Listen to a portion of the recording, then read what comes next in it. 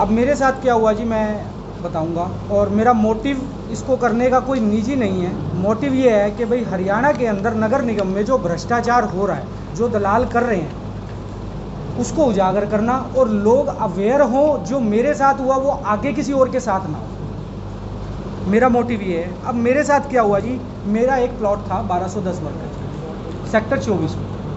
उस प्लॉट के अंदर क्या था, उसको 1000 गज दिखाया हुआ था निगम ने, 1000 वर्ग गज दिखाया था, उसका रकबा ठीक नहीं था। और वो एक अनाधिकृत प्लॉट दिखाया था, अनऑथराइज प्लॉट, ठीक है जी।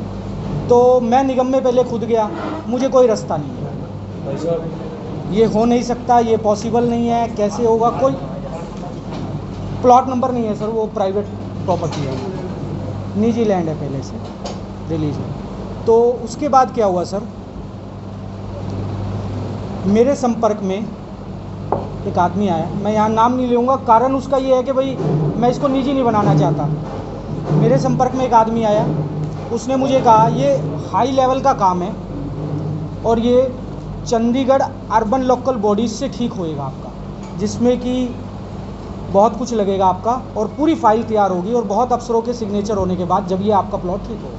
चलो, जो अब सरकार ने कानून बना दिया, हमें ठीक तो कराना है उसको, कोई बात नहीं, जैसा सरकार कर रही है कुछ ना कुछ हमारे अच्छे के लिए कर रही होगी।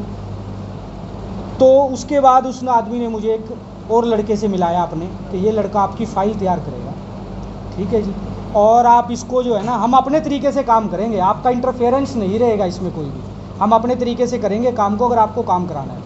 अब जब खुद नहीं हो रहा तो इंसान मजबूर हो जाता है कहीं ना कहीं, कोई नहीं चाहता कि भाई वो किसी गलत आदमी के संपर्क में आए।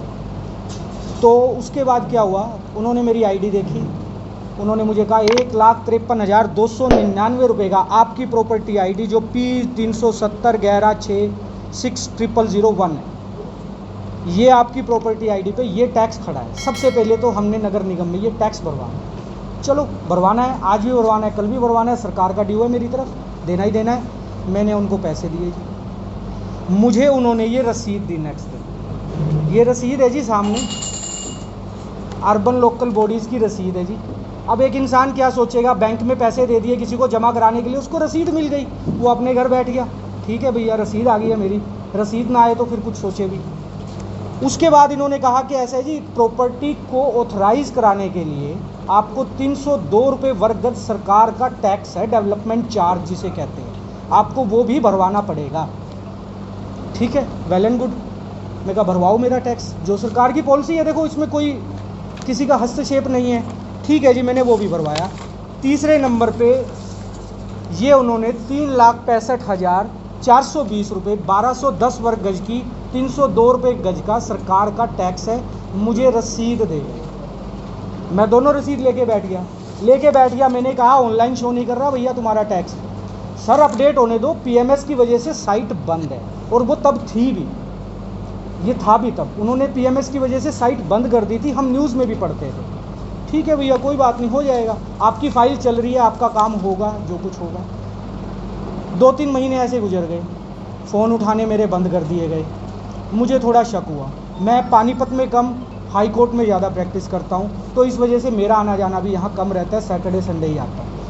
तो फिर मैंने उसके बाद जो है मैंने चेक किया, निगम में गया तो मैं सरप्राइज़ हो गया, शॉक हो गया कि इस जो ये GR8 नंबर से रिसिप्ट जनरेट होती है नगर निगम में, जो मुझे निगम में बताया गया कंप्यूटर पे, कि जब उन्होंने वो GR8 रिसिप्ट नंबर डाली, तो सबसे पहले जो GR8 रिसिप्ट नंबर है 140714 रुपये का निकला जी उसका, और वो किसी और की आईडी का था। इट मीन्स ये कंप्यूटर स्कैन करके बोगस बनाई गई रसीदें हैं। अब इसमें कौन कौन लिप्त था, एक आदमी का तो काम नहीं है, ये इतना बड़ा स्कैंडल कर रहे हैं जो पूरे हरियाणा में कर रहे होंगे, कहाँ कहाँ कर रहे हैं। इसी को लाना, जिन्होंने भी अपना टैक्स भरा है वो अपना निगम से चेक करवाएं, और किसी और को टैक्स ना दे, अपना निगम में ही टैक्स भरें। अब 302 वर्ग गज वाला जी मैंने चेक कराया, वो मुझे निकली जी मात्र 288 रुपये की। ये मैंने आपको डॉक्यूमेंट्स दिए हैं, एक ओरिजिनल है और उसके पीछे उसकी बोगस रिसिप्ट है, GR8 नंबर वही है, ठीक है सर। और ये देखिए आपकी ये कोई CFC ऑपरेटर है जिसके सिग्नेचर हैं, साइन हैं, पता नहीं अब कौन है। अब इसको स्कैन कर लीजिए आप, स्कैन करेंगे तो यही रसीदें आएंगी बोगस, मैंने निगम में कहा कि ये रसीदें दो जी मुझे, बोले हम किसी और की आईडी की आपको रिसिप्ट नहीं दे सकते। मैंने ये नेट से QR कोड स्कैन करके ये रिसिप्ट निकाली। ठीक है जी, ये सारा मामला है। उसके बाद क्या हुआ जी, मुझे एक दिन वो पानीपत में लड़का मिल गया, कुछ महीने बाद मैंने उसको पकड़ लिया।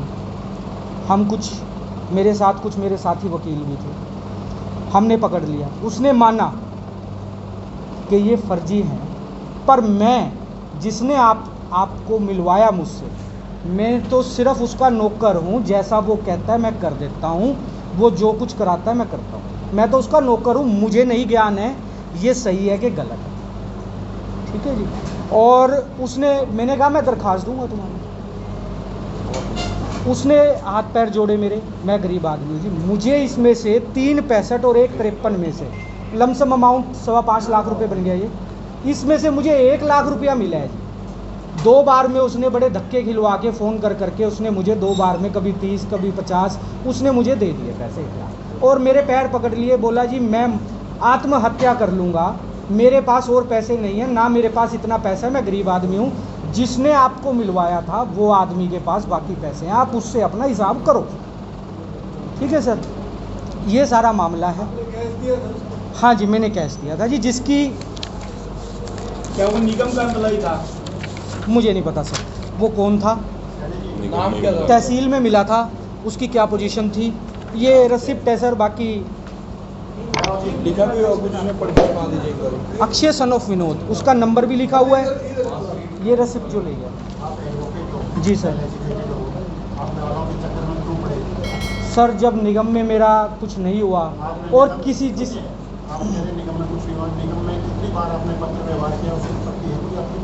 नहीं सर, वो अब मेरे पास तो है। ये कैसे मान लें कि आपने नगर निगम में आपके पास क्या प्रूफ है? आप तो सीधे दलाल के चक्कर में चले गए एडवोकेट होते हुए। ये मेरी गलती है, मैं अपनी गलती एडमिट करता हूँ कि मैं एक दलाल के संपर्क में आ गया। चलो क्या आप इसको कोर्ट में चैलेंज करने जा रहे हैं? किसको सर? इस मामले को जो आप बता रहे हैं। नहीं, कोर्ट में क्यों जाएगा सर ये मामला? तो इसका मतलब ये हुआ कि आप खुद अपनी गलती accept नहीं, मैं दरख्वास्त दूंगा सर, मैं पुलिस में दरख्वास्त दूंगा जो मेरे साथ फ्रॉड हुआ। दी नहीं आपने? हाँ जी, नगर निगम ने किसी अधिकारी को दी आपने दरख्वास्त? नहीं मैंने अभी कोई दरख्वास्त।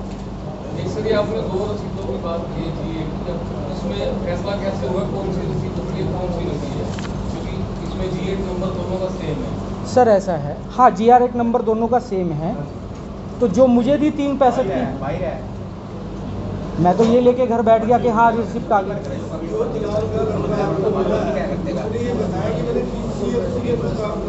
नहीं सर, नहीं सर। हाँ पहले भी एक ऑडियो वायरल हुई थी दलाल की जी। पहले आपने उससे काम कराया, अपना काम निकलवा लिया, फिर उसकी ऑडियो वायरल कर दी। नहीं, मेरा तक सीमित मेरा है मेरा, सब मेरा चीज़ें। कहाँ काम हुआ? मुझे तो फर्जी रसीदें मिली ना। मेरा अगर टैक्स भरा गया होता तो कोई बात ही नहीं थी। हाँ जी, उसके पास तो है ही किसी के। नहीं ऐसा है ना जी, मैं आपको बता दूं। नहीं, अब अधिकारी से पूछेंगे उनके पास तो ऑनलाइन नोटिस नहीं आया। तो मैं तो पहले जो पेटेड आदमी है एडवोकेट, अगर वो वहाँ नहीं जाएगा, रोज नहीं करेगा, आप सीधे दलाल के तो उसमें फिर आप सकते हैं कि हमारी गलती है। आप उनमें से मैं- राइट करिए ना। मैं तो ये बता रहा हूँ कि ये स्कैंडल चल रहा है, मैं इसमें कोई नगर निगम की वो नहीं कह रहा हूँ। स्कैंडल जो भी है, पहले आपका अपना पर्सनल मामला है, दूसरों के बारे में सेकेंडरी मामला है। पहले तो आप अपने ही मामले में खुद करें। जी। मैं दलाल के पास लगे, आप प्रॉपर अथॉरिटी के पास आप गए नहीं हैं। बस मैंने लिखा हुआ है कि मेरे संपर्क में आदमी आया, उसने जिम्मेवारी ली और इस तरह से सब लिखा। फिर तो आप शादी में प्रेस कॉन्फ्रेंस कर रहे हो, तो वो आप पुलिस में भी आप एप्लीकेशन दोगे जी। तो घटने से तो दलाल का नाम सामने आ ही जाना चाहिए। हाँ बिल्कुल आएगा जी, आपके हाथ में रसीद है। पहले करना चाहिए था। अब जी। आप बता चलो, पहले पीछे छोड़ो है वो तो प्रेजेंट की बात करें हम। जी। आप दलाल का नाम कोट करो। नाम बताइए। या तो फिर ये था ना, सर आप सबके हाथ में लोगों को आपने बुलाया है तो नाम बता रखिए। ये रसीद है जी, ये लड़का अक्षय है। मैंने ये नहीं समझ में आया कि आप ये निगम के खिलाफ कर रहे हो, किसी आदमी के खिलाफ कर रहे हो, क्या मैटर है, क्यों बुलाया? मैं ये बताना चाह रहा हूँ जी यहाँ पे कि इस तरह से फर्जी रसीदें कट रही हैं। जिन लोगों की और किसी की कटी हुई है वो चेक कराएं अपनी। कट रही है, लेकिन रसीदें कटने का प्रूफ चाहिए। और प्रूफ अगर आपको बहुत करते हैं हम, तो आपने तो कोई अप्रोच नहीं की, किसी प्रॉपर अथॉरिटी के पास नहीं गए, आपके साथ कंजस्टिस हुआ। ऐसा है ना जी। मुझे ये था मेरे पैसे देंगे, वो मुझे बातों में लगाए रखे कि उन्होंने हम आपके पैसे दे देंगे। एक सवाल है, सभी में प्रॉपर्टी एक्ट निगम को कोड करो भी और ये आपकी ओरिजिनल है, वो एक नाम नहीं बताइए। उन्होंने मना कर दिया, ये हमारी नहीं है, उन्होंने मुझे दूसरी रसीद दे दी। मरमली दो ना, आप लिख लो, तो लिख के आपको मना करें। मैं लिख के दे दूंगा जी। कई साल हो गए, जब नोट सर्टिफिकेट जारी होते थे, तब भी फर्जी एनओसी की रसीदें कटती थी। जबकि ये मामला सामने आया था, नगर निगम का मामला सामने आया था जी। ये बहुत पुराना, 4-5 साल पुराना है। बहुत हजारों की संख्या में तालाबों में रसीद वहाँ पे जैसे गवर्नमेंट चार्ज आपके जमा हुए हैं। ये तो ऑनलाइन है, तब वो हैंडरिटन रसीद भी ऐसी कटी हुई थी जब एनओसी फर्जी जारी हुई। ठीक बात। अब आप किसी के पास एनओसी पुरानी है, अगर नगर निगम में जमा कराओगे तो ये कहेंगे रसीद और नंबर तो आप देखिए उसमें फर्जी है। अब आपके पैसे देने मानते हैं? हाँ जी, मेरे पैसे जो उस लड़के ने हैं, मैंने बताया, उसने तो लड़का जी आप प्रेस नहीं, उसका नाम बताओ उसके लिए। अक्षय वर्मा, ठीक है जी। कहाँ का रहने वाला है? और जिसने मुझे मिलवाया था सभी प्रॉपर्टी आईडी अलग अलग है जी। इसमें ये सारे आपकी है या उनकी? नहीं, मेरी प्रॉपर्टी आईडी वो है जो इन्होंने रसीद मुझे बोगस बना के दे रखी है। प्रॉपर्टी आईडी क्या है? P370 370 जी, आगे आगे पूरी 11160001।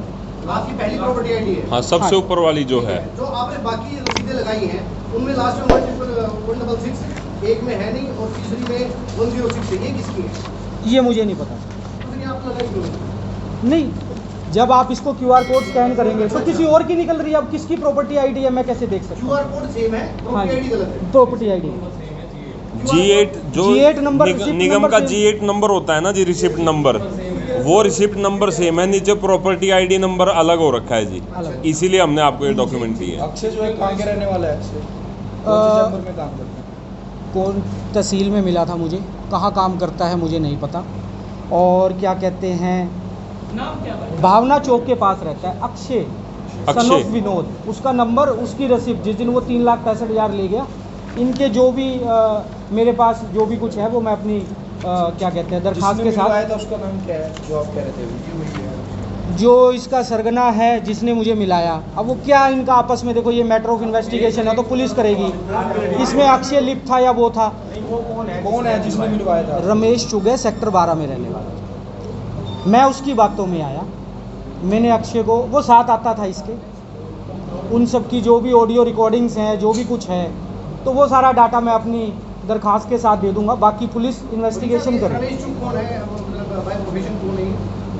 पता नहीं मुझे बाय प्रोफेशन क्या करता है। रहता सेक्टर 12 में। और आइडेंटिफिकेशन कोई मोबाइल नंबर या कोई? हाँ, मोबाइल नंबर है उसका, मैं आपको देता हूँ। जो सेक्टर 12 का ये रहने वाला है, इसके संपर्क में आप कैसे आए थे? मेरा ऑफिस है सेक्टर 12 के अंदर, अच्छा, इसलिए आप तो ये किसी मसले में मेरे ऑफिस में आया था। ये भी सेक्टर 12 में रहता है, तो वहाँ मिलना हुआ। इसने कहा कि ठीक है, ये ऐसे ऐसे नहीं ठीक होएगा, ये बहुत हाई लेवल का काम है, और हमने कराए हैं ये काम। मेरा लड़का जो है उससे बस तभी पहली बार मिले थे, कितना टाइम हो रहा है? पिछले साल मई में। आप भी साथ हैं इस मामले में, इसमें एज ए सीनियर एडवोकेट इसमें क्या संभावना है, आपको क्या हो?